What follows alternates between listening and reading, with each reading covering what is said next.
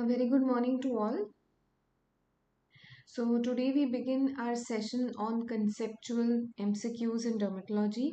I am Dr. Resham Vasani, your educator in the subject of dermatology on Unacademy. I am a practicing dermatologist at Matunga, Mumbai, and am also associated with the Vadia group of hospitals. So let's tell you something about Unacademy. First is there are notes now available for NEET PG. There are 19 books, all subject notes, which are based on the classes of top Unacademy educators. Okay, and it is free. All these notes they are free with the 1 year plus subscription of Unacademy and onwards. Okay, so this is the price which is currently valid. It is 12. If you take it for 12 plus 2 months, it's 27,500. With the code mentor, MENTOR, you will get an additional 10% off. Okay, so you can just take a screenshot of this snap list of this price list. To tell you about the plus subscription of Unacademy, the plus subscription of Unacademy is the one which gives you access to both the live as well as the recorded classes. You learn from India's top educators, you compete in live tests, quizzes, you study on a device of your choice, whether it's a mobile phone or a laptop, and you have an access to a question bank which has more than 25,000 high yield questions with effective explanations. Okay, you should also know about the iconic subscription. The iconic subscription is through which you get the best of Unacademy and the best of prep ladder. So in addition to all the advantages of Unacademy, with prep ladder you have clinical and integrated essentials. You have video lectures from the dream team, question bank, rapid revision, snapshots, treasures, and 2021 dream notes. These are the FMGE December 2021 droppers who are all Unacademy students, and they have done very well using all the facilities which are provided by Unacademy. To tell you about the upcoming tests, to tell you about the special class features, the special class features, importantly, they are all interactive classes. You have polls which are put up for the learners. You also have a raise a hand feature. You never miss a class because you are always updated about it, and you have lecture notes which are available in the PDF format at the end of each session. And of course, you can access these lectures anytime and anywhere. Okay, so there is an ongoing batch which has started off from March 2nd and will be on till May 2, and that is of 2 months, which is consisting of the previous year's questions for NEET PG 2022. Okay, so there will be grand tests, subject tests, interactive live classes, recorded classes, PDF notes, and question bank with more than 24,000 questions available. There is a Focus FMGE 2022 comprehensive batch which also has started off from March 2, will go on up to May 2, and this also has very great educators. Then there is a 9-month batch which is specifically for FMGE students, and it is consisting of all the grand tests, recorded classes, PDF notes of course will be available, and there will be access to a question bank with more than 24,000 questions. Then there is a specific batch which is for the NEXT 2023. It has started off from March 2nd, and the duration of this particular batch is 1 year. You have all the advantages which I told you with the previous batches. Okay, this is again a batch which is for the NEET PG 2022 for the upcoming examination. It has started off from 2nd March, will go on up to 2nd May, and all the 40 educators importantly are there in this one batch who will give you 130 plus hours of revision.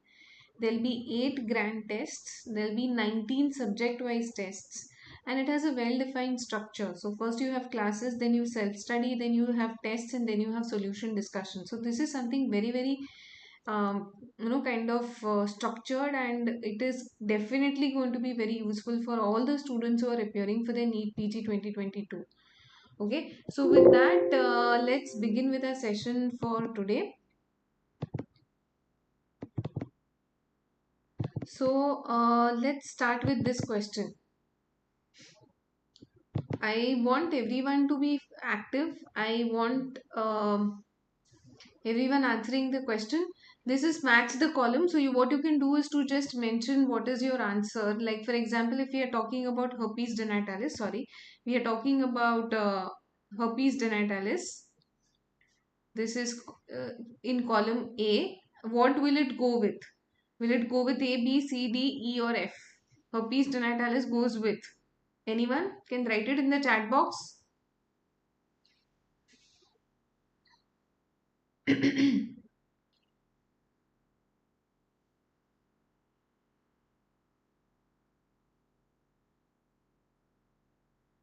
on, I want answers for herpes genitalis. What does it go with?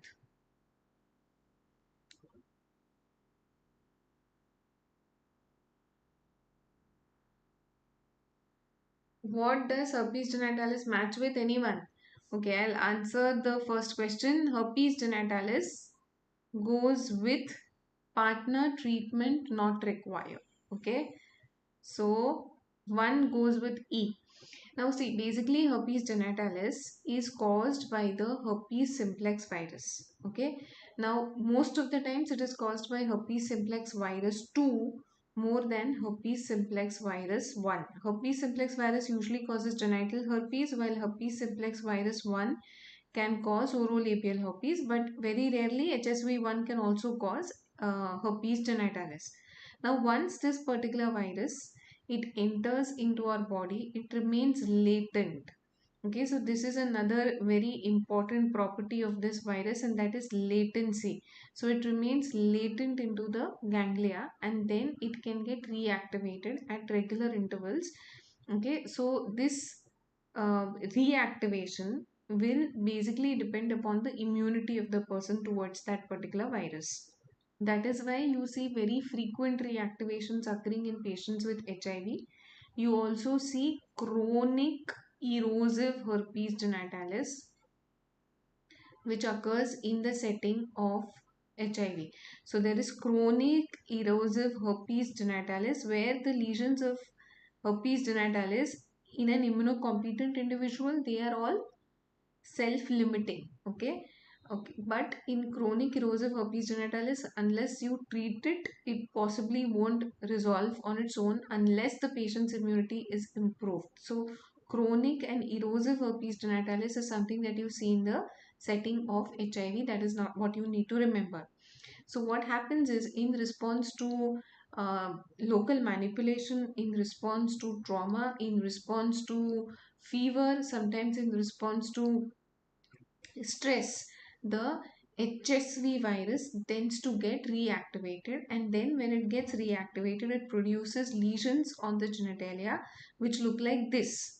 So you see the lesions of herpes genitalis which start off as these kind of fluid filled lesions which are less than 1 centimeter in diameter. So fluid filled lesions less than 1 centimeter in diameter are called as vesicles. And how do you describe these vesicles? These vesicles are filled with clear fluid.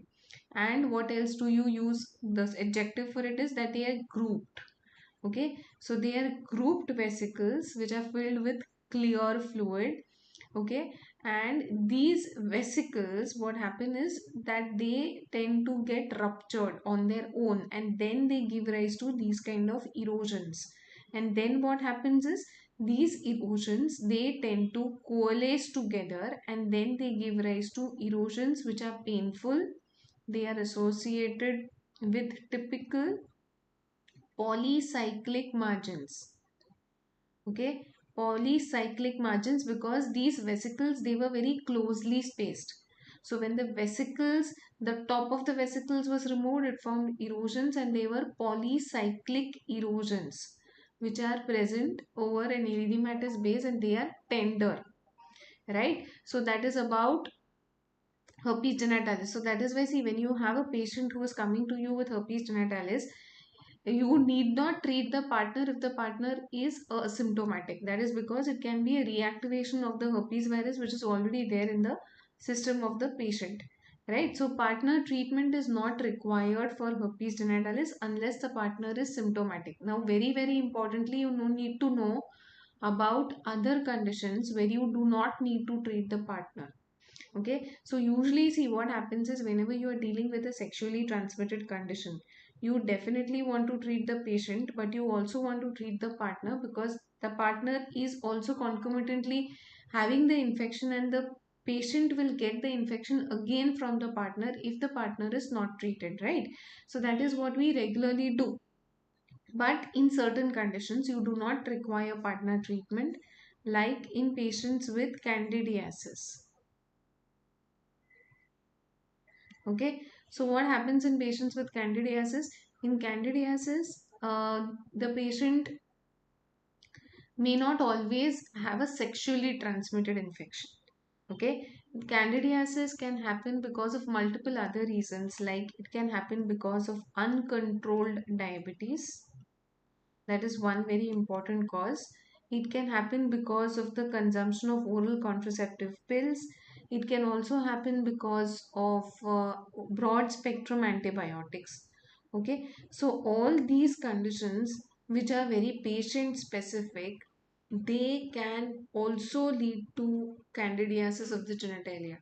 Okay, broad spectrum antibiotics, oral contraceptive pills, uncontrolled diabetes, these all are the causes which can cause vaginal candidiasis. And if the partner is not symptomatic, you may not treat the partner, because as I mentioned, it's not possibly sexually transmissible.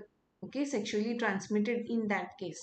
Then the second thing that you need to remember is, where partner treatment is not required, is bacterial vaginosis. Okay, so what is bacterial vaginosis? Bacterial vaginosis is a condition in which the normal lactobacilli, which are present in the vagina, and they are commensals in the vagina, because of douching, because of the process of douching, these lactobacilli, they are replaced by organisms like Gardnerella vaginalis, Mycoplasma hominis, Ureaplasma urealyticum. Okay, so because of the predominance of these organisms, it gives rise to discharge. The discharge in patients with bacterial vaginosis is thin, it is homogeneous, it is adherent kind of a discharge, and this discharge is going to have a foul smell. So this bacterial vaginosis is associated with something that is called as a positive whiff test. So what is the whiff test? When you take the discharge of bacterial vaginosis on a slide, add 1 drop of potassium hydroxide to it, and then when you take the smell, okay, when you take a whiff, there will be fishy amine odor. Okay, so this is very important. You get a fishy amine odor, okay, on whiff test. That is very important for the diagnosis of bacterial vaginosis. Other criteria, which are called as the Amsel's criteria. Please remember, Amsel's criteria for the diagnosis of bacterial vaginosis. Remember, it is also having something that is called as the clue cell. What is a clue cell? Clue cell is a vaginal epithelial cell which is studded in the periphery by multiple Gardnerella vaginalis, Ureaplasma urealyticum organisms, as a result of which the borders, the margins become very indistinct. Okay, so remember, clue cell is seen in the clue cell is important for the diagnosis of bacterial vaginosis. Okay, so this is a very important topic. Let's revise. So what I told you in this is that herpes genitalis, you don't need partner treatment. The other condition in which you do not need partner treatment is candidiasis. And the third condition in which you do not need partner treatment is bacterial vaginosis.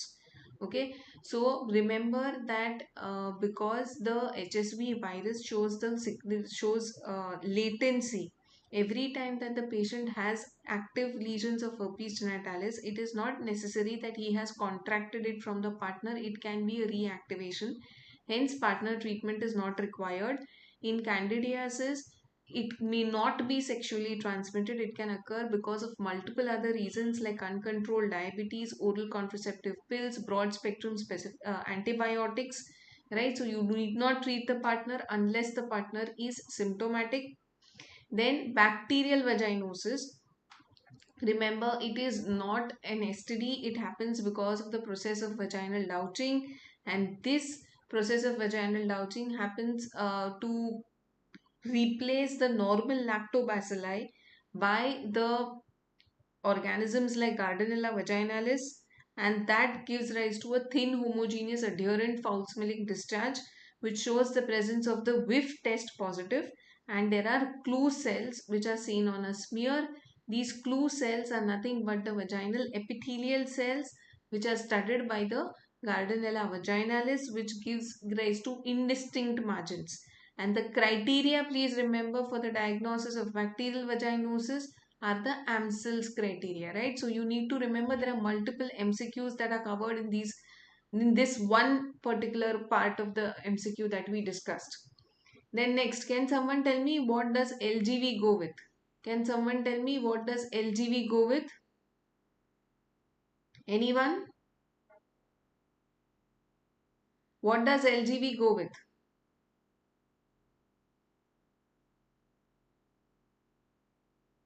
What does lymphogranuloma venereum go with? Anyone?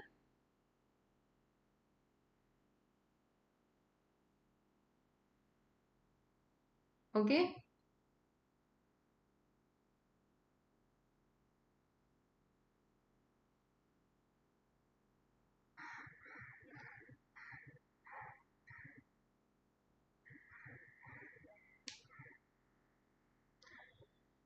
Yeah.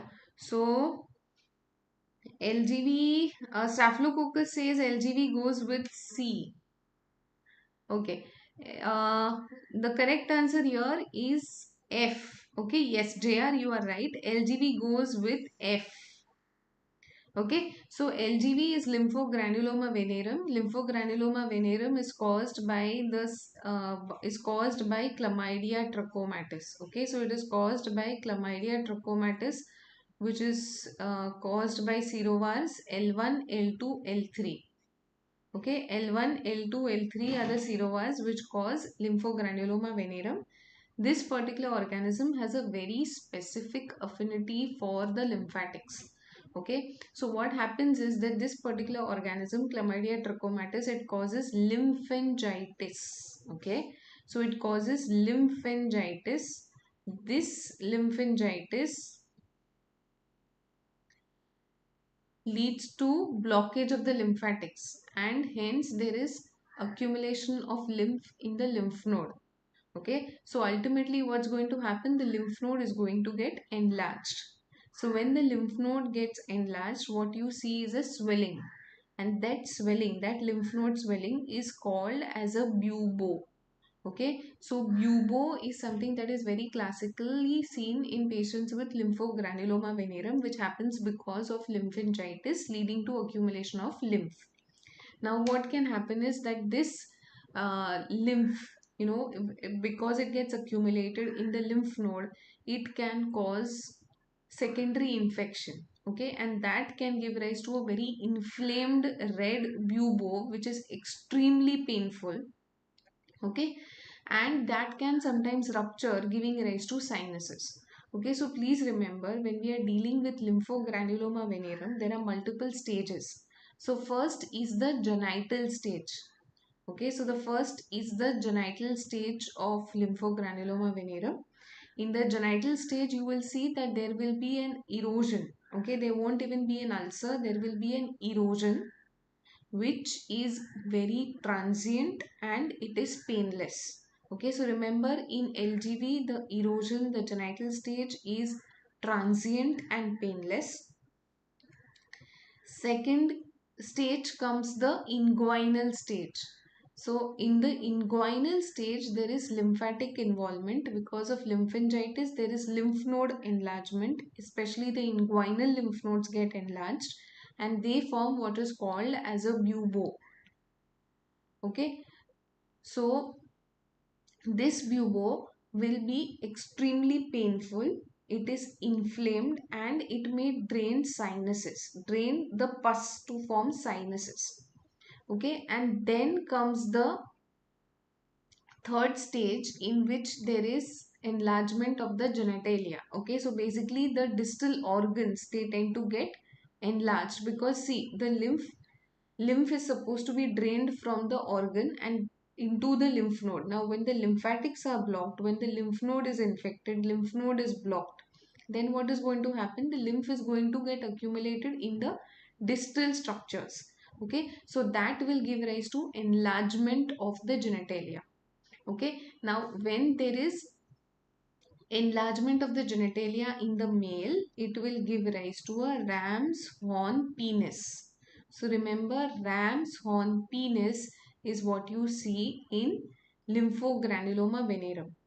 In the females, when there is enlargement of the female genitalia, it can give rise to ulcerations of the female genitalia and secondary infection, and that is called as estheomine.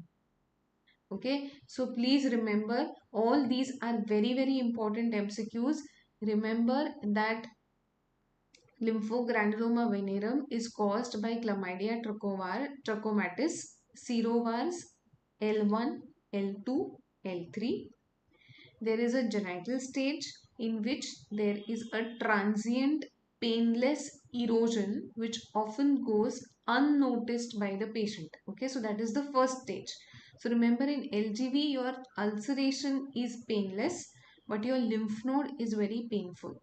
Okay, so you have the genital stage followed by the inguinal stage, and then comes the rectal stage. In the rectal stage, what happens is that there can be rectal fissures, and there can be accumulation of the lymph within the rectum, and there can be stricture formation. Okay, so that is the third stage.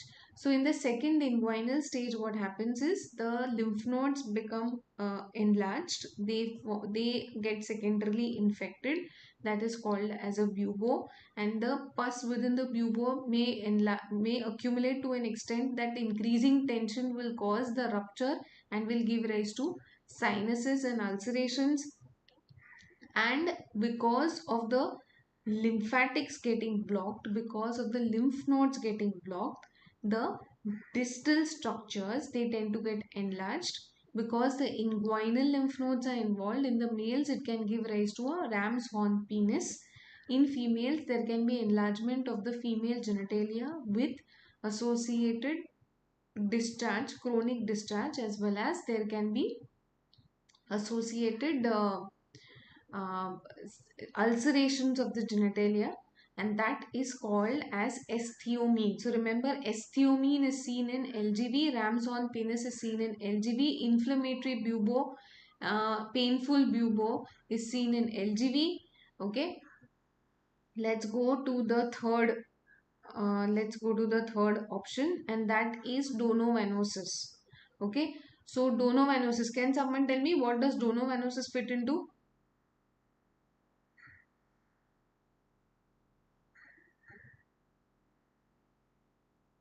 What does donovanosis fit into?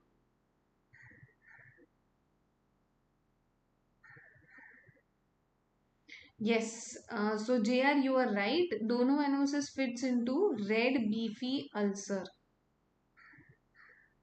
Yes, red beefy ulcer. Very good. It fits into red beefy ulcer. So donovanosis is caused by, can anyone tell me what is the causative organism of donovanosis? What is the causative organism of donovanosis?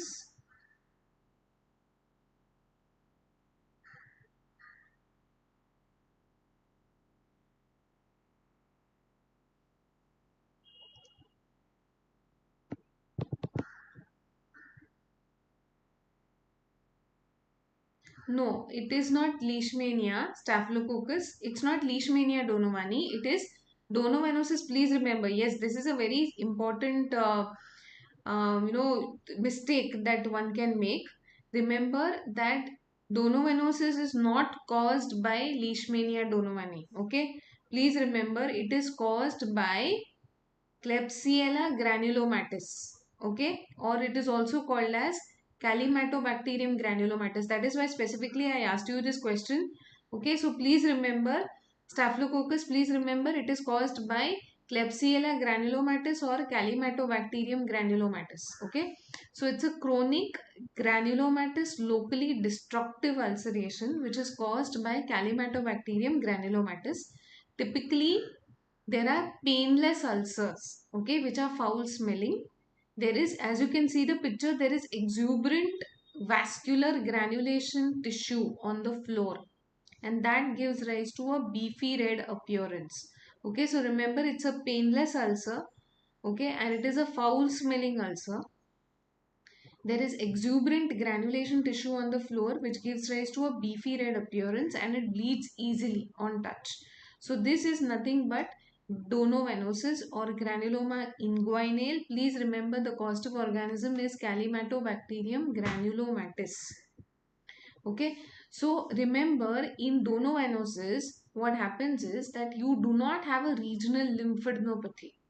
Okay, please remember regional lymphadenopathy is absent in Donovanosis. There are granulomatous swellings which are occurring in the inguinal area.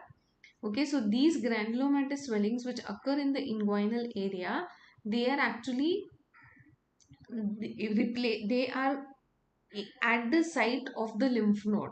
Okay, so they look like a lymph node swelling, but it is not actually a lymph node swelling, and hence they are called as pseudobuboes. See, bubo means a lymph node swelling. Okay, so remember pseudobubo is seen in Donovanosis. Okay, granulomatous swelling occurs in the inguinal area, and that is called as a pseudobubo. Because it is a very long standing kind of an ulceration which is painless, okay, it can develop squamous cell carcinoma as a late complication of Donovanosis. So what do you do to prove your diagnosis? What you can do is to take a pinch of this granulation tissue. You take this pinch of the granulation tissue and then you place it onto a glass slide, and then you crush the glass slide, I mean crush the tissue that you have taken in between the two glass slides. So you prepare a crush smear. So remember, it's called as the crush smear. Crush smear of the freshly biopsied material. You have to stain it with Wright's stain or the Giemsa stain, which will show the parasitized histiocytes. So you can see here, this is the histiocyte, and within the histiocyte you can see these Donovan bodies. These are nothing but the safety pin appearance of the Klebsiella granulomatis. Okay, so the closed safety pin appearance is very specific for Klebsiella granulomatis. Okay, so basically it is the histiocyte with these parasitized Klebsiella granulomatis which is called as the Donovan body. Okay.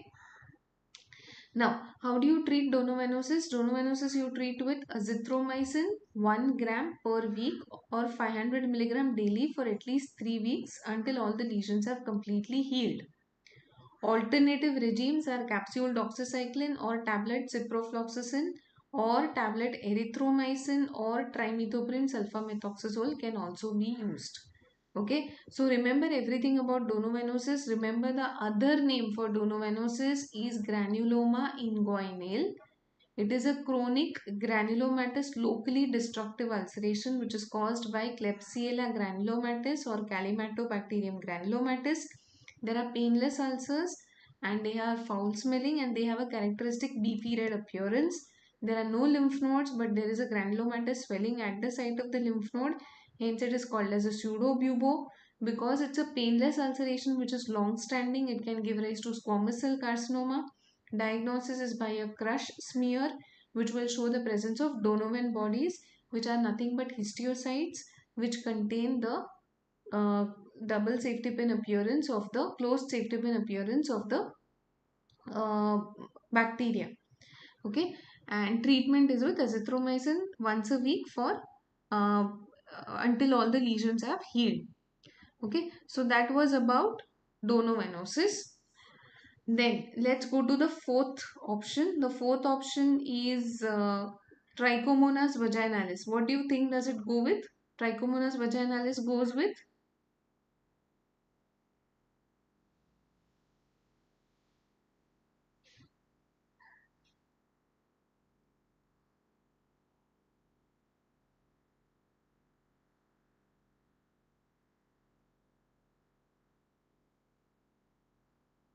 What does Trichomonas vaginalis go with?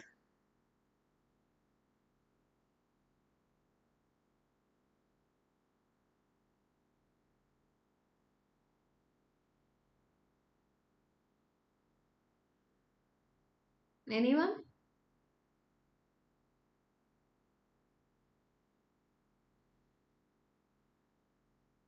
Yes. So Kartikeya, you are right. The correct answer here is that Trichomonas vaginalis goes with profuse vaginal discharge. Okay. So here it's important to remember all the causes of vaginal discharge, and you need to remember how do you differentiate between the various causes of vaginal discharge. Okay.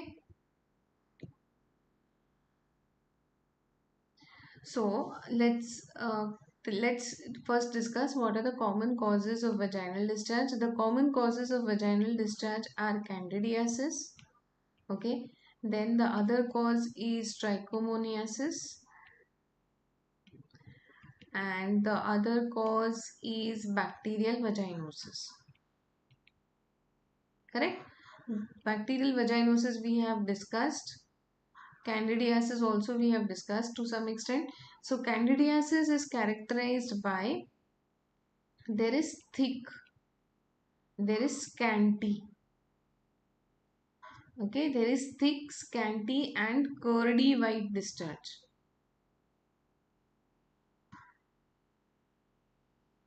Okay, so remember thick, scanty, curdy white discharge is something that you expect with candidiasis. Thick, scanty, curdy white discharge is seen with candidiasis. Okay. In trichomoniasis is caused by Trichomonas vaginalis. It is characterized by yellow-green copious discharge. So the option there was profuse discharge. So yes, it fits into profuse discharge. See, the candidiasis shows scanty discharge, while trichomoniasis shows profuse or copious discharge. The symptoms of trichomoniasis is itching, dysuria, strawberry cervix. Okay, itching is also a feature of candidiasis, so it's a pruritic condition. Okay, but the itching is too much in trichomoniasis. Okay, so itching is very high. There is dysuria, there is strawberry cervix. What is strawberry cervix? Strawberry cervix is when you do a cervical examination with a speculum in a patient having trichomoniasis. You will see that the patient has punctate hemorrhages which are present on the surface of the cervix. So this is a very specific feature, and that is called as colpitis macularis. Okay, the other name for strawberry cervix is colpitis macularis. Colpitis means cervix. Inflammation of the cervix is colpitis. Okay, and macularis because there are punctate hemorrhagic macules on the surface of the cervix. So how do you diagnose trichomoniasis? You can do a wet mount. You can do a culture.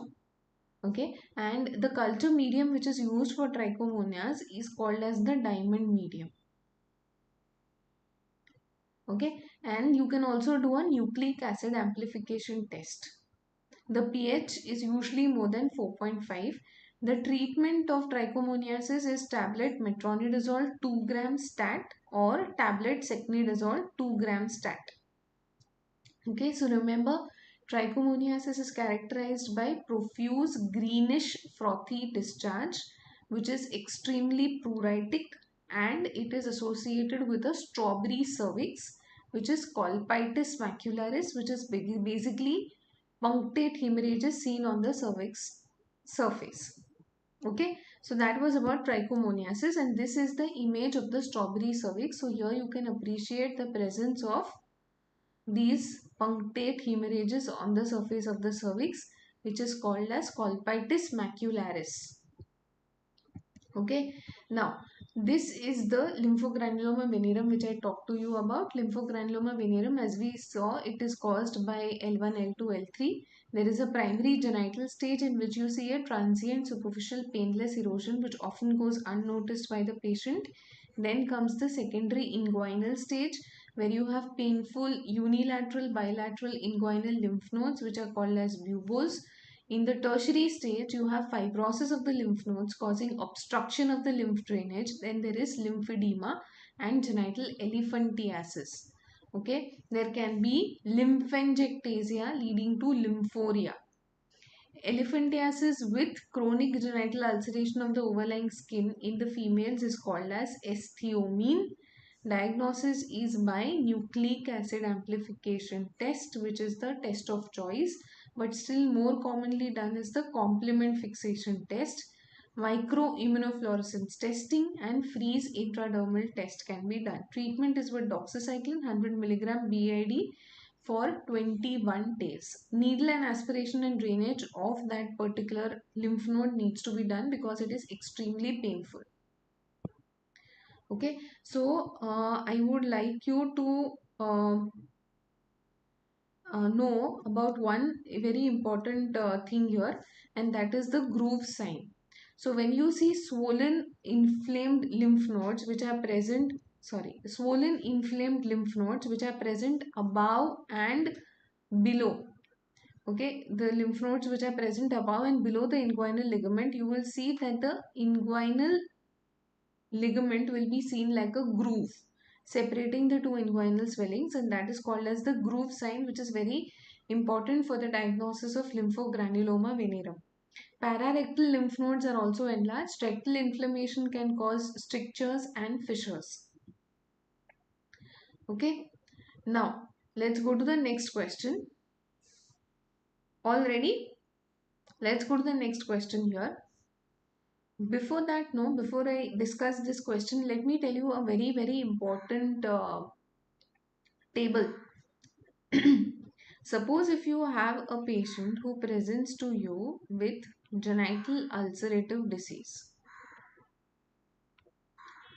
Okay, what you do is, in the question when you see a genital ulcer, then first of all what you do is to find out whether the ulcer is painless or is it painful. Okay, that is your first step. Find out from the question whether the ulcer is painless or painful. Then you look at the status of the lymph node. You find out whether the lymph node is painless or is it painful.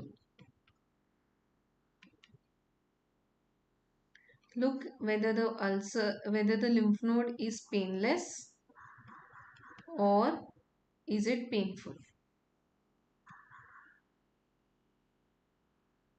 So that will give you the diagnosis. Now, a painless ulcer with painless lymph node. Can you please tell me what does it go in favor of?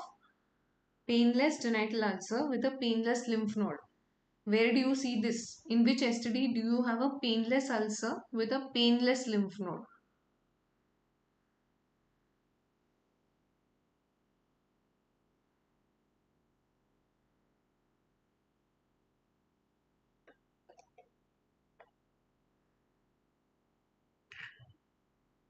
Anyone?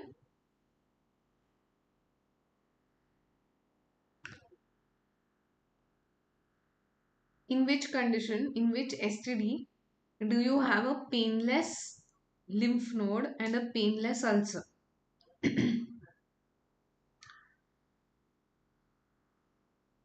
So remember, painless lymph node with a painless ulcer is what you will see in syphilis. Yes, very good, Kartikeya. You will see it in syphilis. Painless ulcer with a painful lymph node is what you are going to see in LGV. LGV we have already discussed. The first stage of LGV is the genital stage, which is a transient painless erosion which goes unnoticed by the patient. And then the patient develops these lymph nodes which are extremely painful. Right? So painless ulcer with a painful lymph node is lymphogranuloma venereum. And the third situation is where you have a painless ulcer and you have no lymphadenopathy. That what we discussed was the diagnosis of granuloma inguinale or Donovanosis. Granuloma inguinale or Donovanosis does not show lymphadenopathy, but there is a granulomatous swelling which occurs at the site of the lymph node, and that is called as a pseudobubo. Okay, so painless ulcer with no lymph nodes is seen in granuloma inguinale. Okay, now when you have a painful ulcer but you have a painless lymph node, this happens in herpes genitalis. The erosions of herpes are painful, okay, but the lymph nodes are not painful. So you have a painful erosion with a painless lymphadenopathy that goes in favor of herpes genitalis. Painful lymph node with a painful ulcer, both painful, it goes with chancroid. Okay, you cry in chancroid. So painless ulcer, painful lymph node with painful ulcer goes in favor of chancroid.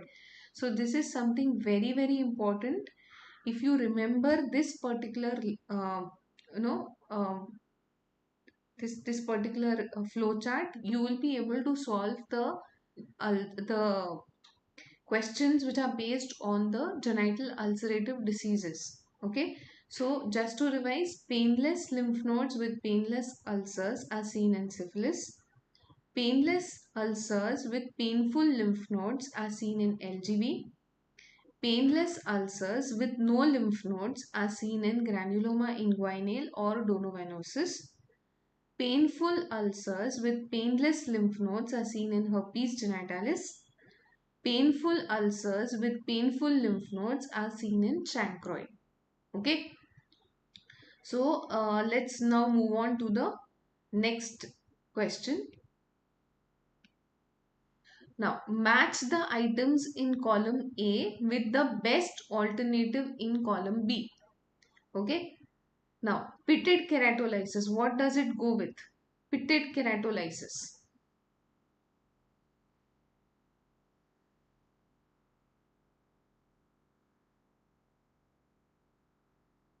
What does pitted keratolysis go with?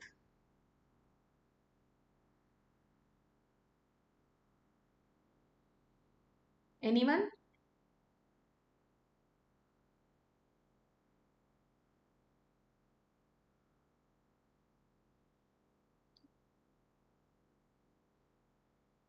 What does pitted keratolysis match with? Pitted keratolysis matches with which is a cornybacterial infection, right? Cornybacterial. Yes, Kartikeya, you are right.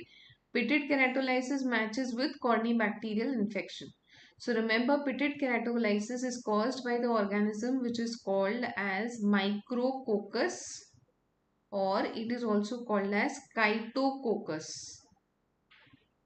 Okay, Micrococcus or Chytococcus sedentarius. Okay, so this is a belonging to the cornybacterial species. It is characterized by these kind of pits. Okay, so there are small pits in the skin, in the stratum corneum. So there are small pits in the skin with loss of keratin in these areas, and then what you can see is that these pits are then coalescing together. Okay, and they are forming these kind of large areas where the very superficial layer of the skin is eroded. Okay, so this is called as pitted keratolysis. This tends to happen in individuals who either are exposed to a lot of wet work, so you see it more commonly in housemaids, and it is also going to happen in individuals who tend to sweat a lot on their feet. Okay, so definitely this particular problem tends to get aggravated in the summers because of excessive sweating. Okay, so the etiology is Micrococcus sedentarius and cornybacterial species.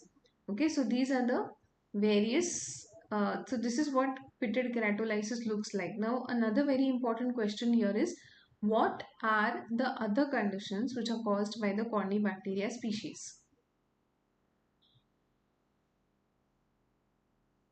The other conditions are that are caused by cornybacteria include erythrasma.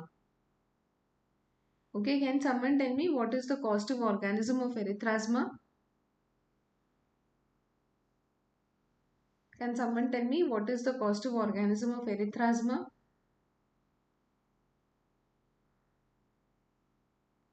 The causative organism of erythrasma is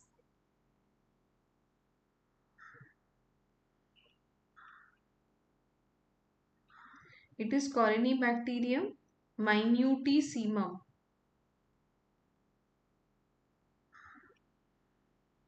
Okay, so Corynebacterium minutissimum is causes erythrasma. Erythrasma is seen as a brownish colored patch in the armpits. Can sometimes be seen in the inframammary areas, can also be seen in between the web spaces of the toes, and it is usually asymptomatic. When you see erythrasma, one close differential is pityriasis versicolor. Okay, so pityriasis versicolor gives rise to macules, and these macules they coalesce together. The hyperpigmented variant will give rise to a brownish colored patch which may resemble erythrasma. So one easy way to differentiate the two is by doing a Wood's lamp examination. The Wood's lamp examination will show you the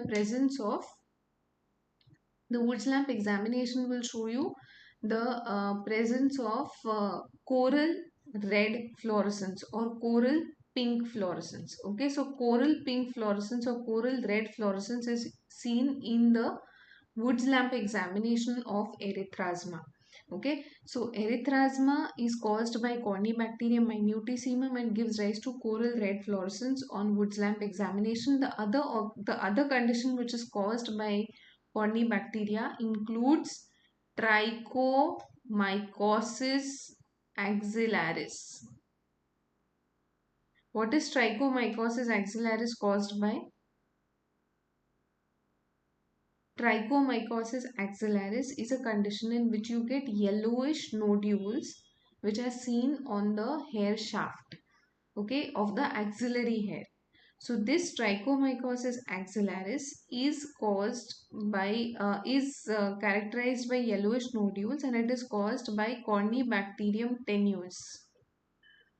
Okay, so Trichomycosis axillaris, a simple way to treat it is to shave off the axillary hair, or you can give the patient to apply topical clindamycin, and of course ask the patient to have a bath 2 times in a day. Ensure that that area is kept dry and clean, right? So remember, the conditions which are caused by Corynebacteria include pitted keratolysis, which is caused by Micrococcus sedentarius and the other Corynebacterial species; erythrasma, which is caused by Corynebacterium minutissimum and it shows coral red fluorescence on Wood's lamp examination; Trichomycosis axillaris is a misnomer. Please remember that trichomycosis is not a mycosis. It is not a fungal infection. It is basically a corynebacterial infection caused by Corynebacterium tenuis, and it is characterized by the presence of yellowish colored nodules on the hair shaft. Okay, so Trichomycosis axillaris is caused by Corynebacterium tenuis. Then let's go to the next question. Botryomycosis. What does Botryomycosis fit in with?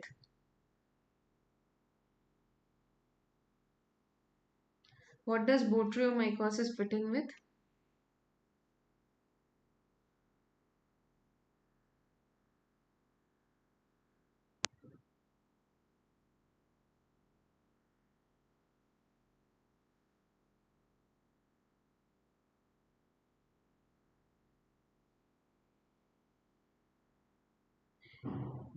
So, Botryomycosis, please remember, it is written as a mycosis. Mycosis literally means a fungal infection. But remember that Botryomycosis is a misnomer. It is not a fungal infection. Okay, basically, Botryomycosis is a staphylococcal infection. Yes, Kartikeya, you are right. It is a staphylococcal infection. And why is Botryo literally means grapes. Okay, literally means grapes. Okay, a bunch of grapes. So, you know staphylococci, when you see them on a gram stain, you see it as a bunch of grapes, right? So, Botryomycosis is caused by staphylococcal infection. So, Aman Singh says, I got upgraded to BJMC Ahmedabad.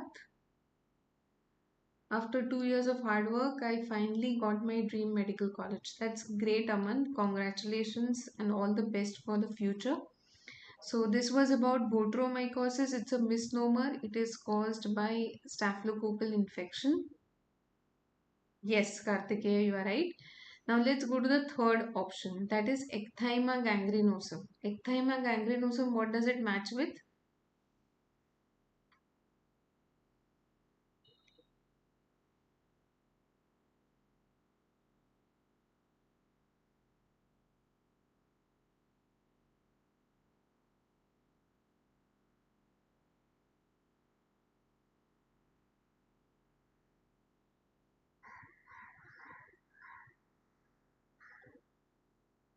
Ecthyma gangrenosum, what does it match with?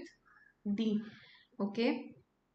Ecthyma gangrenosum, yes, Kartikeya, you are right. It matches with D, which is Pseudomonas infection. So here you need to remember that ecthyma, if they just ask you ecthyma, okay, ecthyma is caused by streptococcal infection. It's majority of the times a streptococcal infection. But when they say ecthyma gangrenosum, it is a Pseudomonas infection. What are the other conditions which are caused by Pseudomonas? The other conditions caused by Pseudomonas apart from ecthyma gangrenosum includes a green nail syndrome, okay, and hot tub folliculitis. So basically when you are using a hot tub like a jacuzzi, when there are multiple people using it, you can have proliferation of Pseudomonas in the walls. If it's not cleansed properly, it can give rise to an acute follicular itchy eruption on the areas which come into contact with the walls of the jacuzzi, and that is called as hot tub folliculitis. Okay, so hot tub folliculitis is seen as a Pseudomonas infection. Okay, okay. Now, next is erythema marginatum. Erythema marginatum, what does it match with?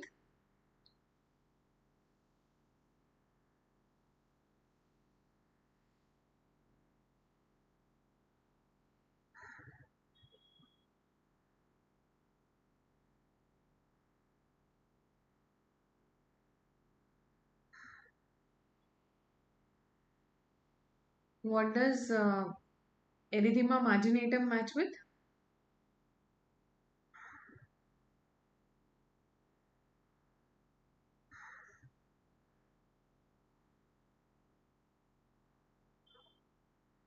Okay, erythema marginatum matches with rheumatic fever.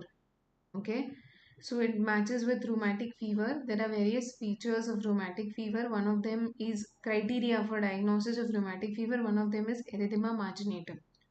Okay, so in infective endocarditis, which can be a complication of rheumatic fever, you will see Osler's nodes. Okay, Osler's nodes, they are seen at the tips of the fingers and they are painful lesions which are seen in infective endocarditis. Okay, so that was about erythema marginatum.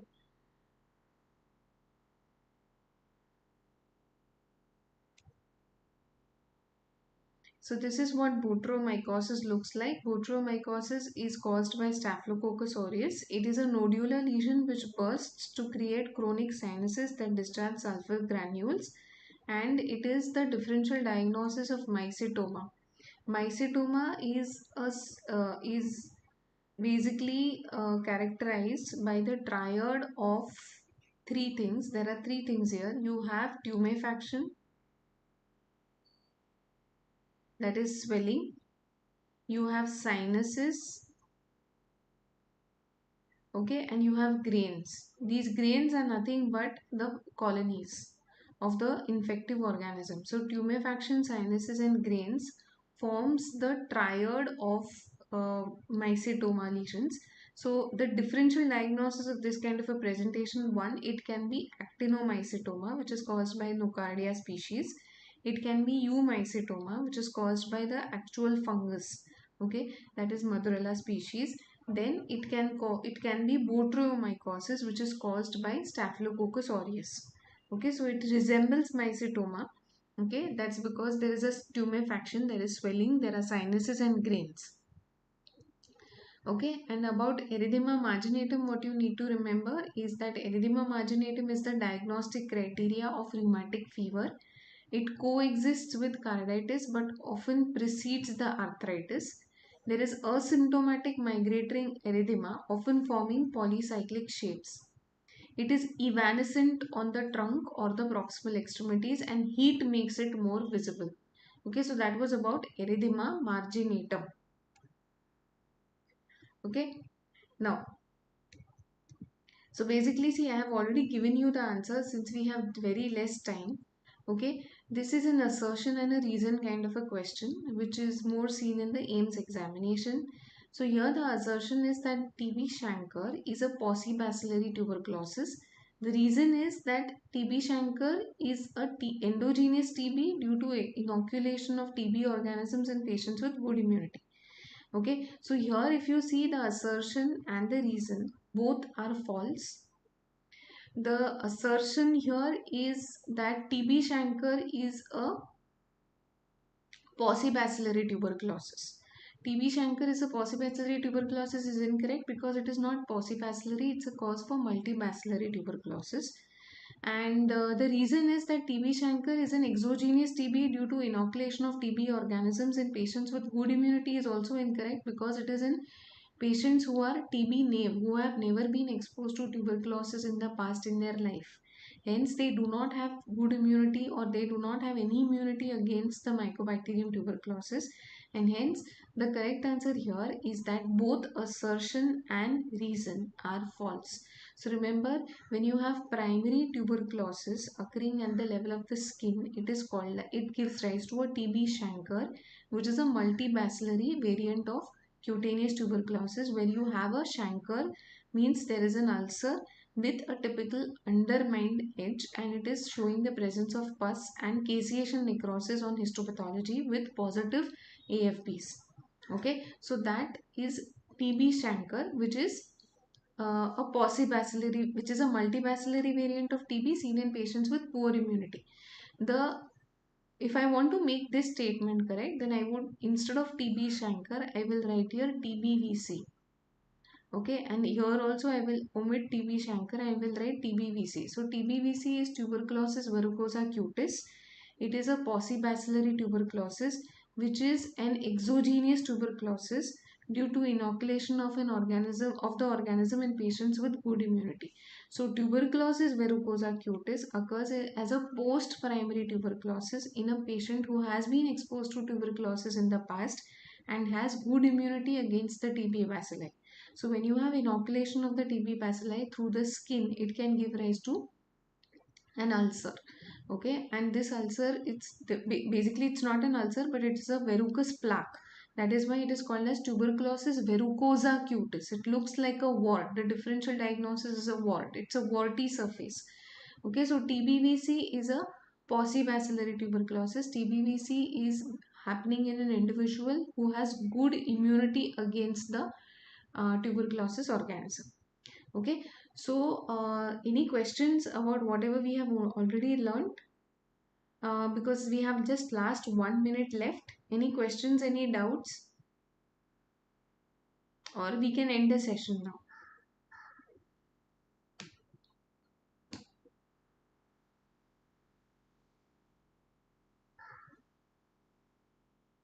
Anyone? Any questions? Any questions? Okay, so then maybe we can end our session today. Thank you very much everyone for actively participating.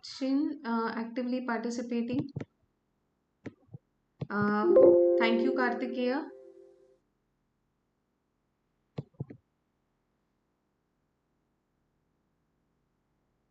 Sure, Kartikeya, don't worry. You will. I think with repeated, when you repeatedly listen to the lectures, you will be able to memorize it also. So do join an academy. You will be immensely benefited. You have already a very good base. So I think you will definitely get benefited. So see you soon. Thank you very much.